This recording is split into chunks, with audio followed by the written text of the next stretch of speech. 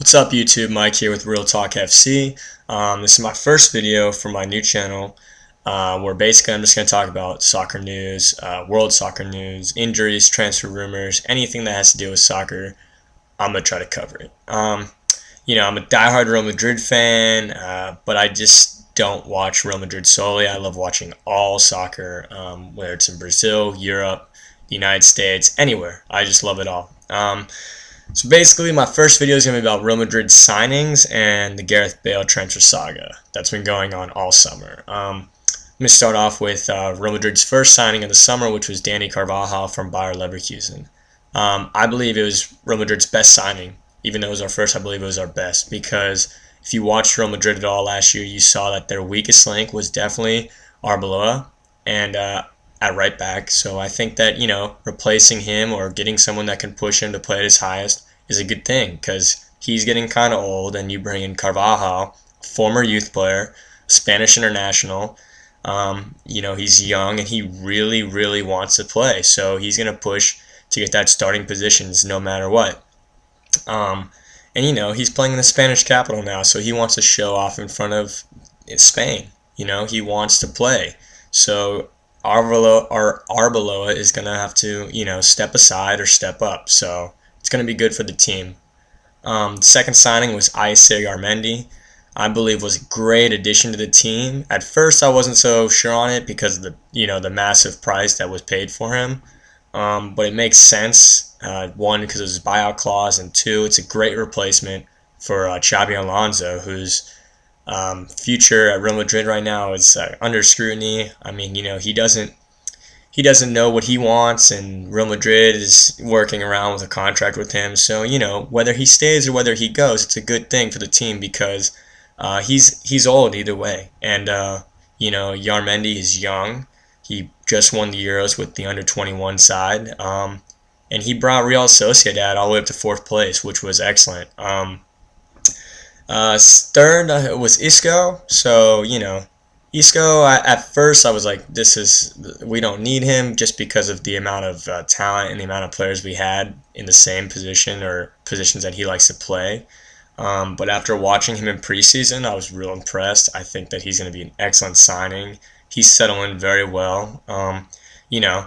He's going to have to compete for a position, and whether he gets there or whether he doesn't, I know for a fact that Ancelotti is going to play him, and he was going to help in the Champions League a lot. I believe that Real Madrid really has made a bunch of marquee signings to truly get La Decima, the 10th. The three other signings that I believe were great from our youth academy, I think that says a lot, because Real Madrid has been known not to promote youth players, and the fact that we've just promoted 3 really says a lot about the club and the direction that we're going, and I think that's great.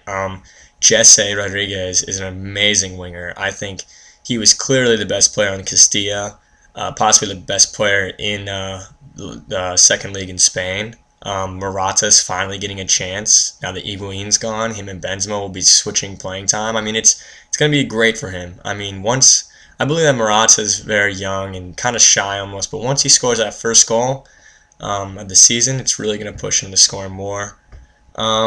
The last one was Casemiro, and I think it was a great signing only because it just adds more strength and depth in that center defensive mid. He's a rock. I think he's just going to be excellent.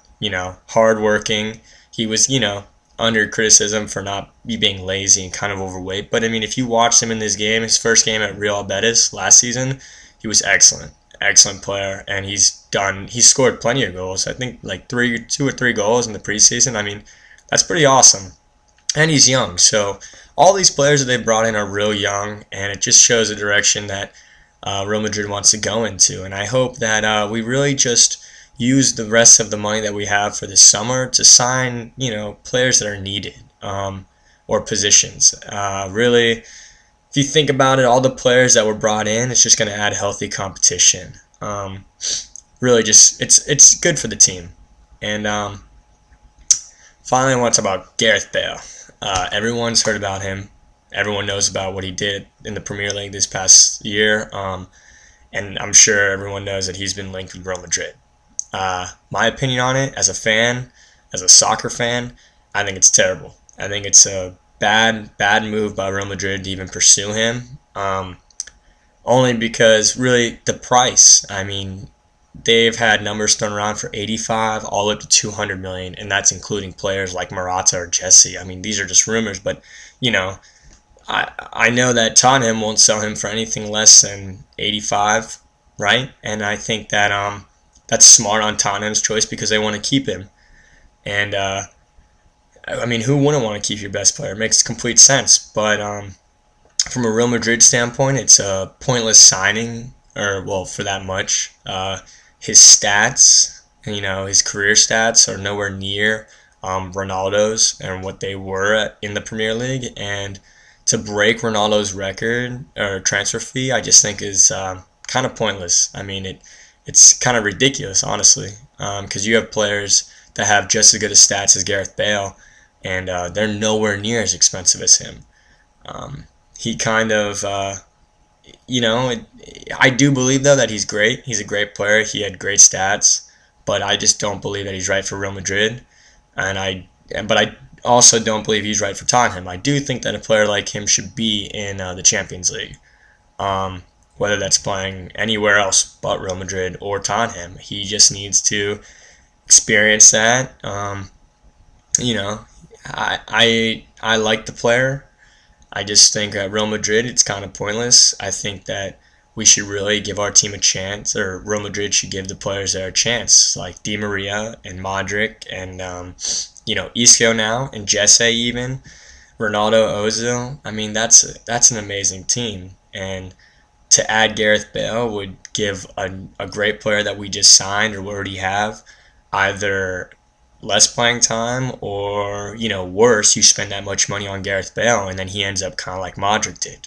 Modric's best game was at Manchester United, in my opinion, because he scored that goal, which tied it up, and then Ronaldo finished them off. But, to sign a player for that much money, knowing that he could either end up like Modric or, not receive as much playing time is a point. It's pointless. It's too much money. Way too much money for a player whose stats and statistics, and even, if he had been winning Premier Leagues with Tottenham and a Champions League, maybe, but he hasn't won anything like that. I just think that Real Madrid needs to reevaluate that signing and maybe cover another area. Maybe sign a young goalkeeper, keep him out on loan because, as great as Iker Casillas is, eventually he's going to be gone. I mean, they need to think about it. They truly need to think about other things. Not Gareth Bale.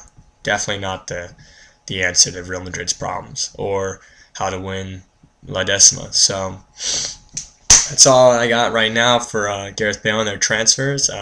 Transfer window's still open, so we're going to see some more signings, hopefully, or, hopefully not. But subscribe, comment. I'm going to have more videos coming up soon, so just let me know what you guys think. If you got something to say about it, comment. I'll comment back, and we'll go from there. Thanks, guys.